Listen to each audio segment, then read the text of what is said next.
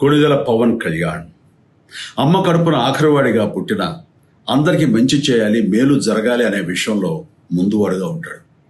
తన గురించి కంటే జనం గురించి ఎక్కువగా ఆలోచించే మనస్తత్వం నా తమ్ముడు కళ్యాణ్ బాబుది. ఎవరైనా అధికారంలోకి వచ్చాక ప్రజలకు ఏదైనా చేయాలనుకుంటారు.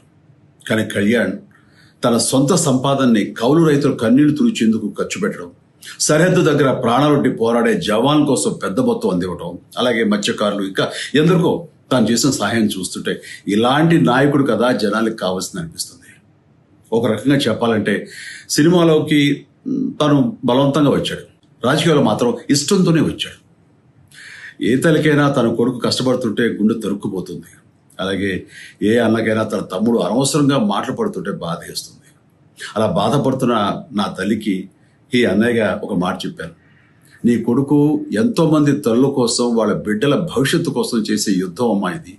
మన బాధ కంటే అది ఎంతో గొప్పది అన్నాను. అన్యాయాన్ని ఎదిరించకుండా మౌనంగా ఉండే మంచివాళ్ల వల్లనే ప్రజాస్వామ్యం మరింత నష్టం అని నమ్మి జనం కోసం జన సైనికుడయ్యాడు.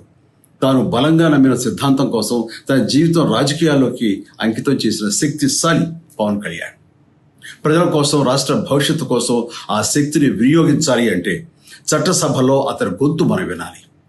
జనమే జయను నమ్మే జనసేనాని ఏమి చేయగలడో చూడాలంటే మీరు పిఠాపురం ప్రజలు కళ్యాణ్ని గెలిపించాలి. మీకు సేవకుడుగా, సైనికుడుగా అండగా నిలబడతాడు. మీకోసం ఏమైనా సరే కలబడతాడు. మీ కళ నిజం చేస్తాడు.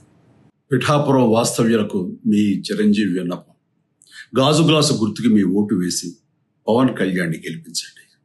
జై హింద్.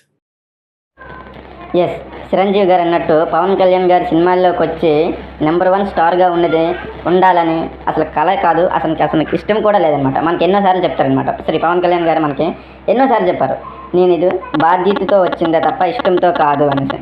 అంటే బాధ్యతతో ఎలా వచ్చారంటే, చిరంజీవి నువ్వు పని చేయడానికి ఎందుకు బద్దకిస్తున్నావు అనే చిరంజీవి గారు పవన్ కళ్యాణ్ గారిని అంటే, నేను బద్దకొస్తుడిని కాదు అని నిరూపించుకోవడానికే అప్పుడు సినిమా రంగంలోకి పవన్ కళ్యాణ్ గారు రావడం జరిగింది.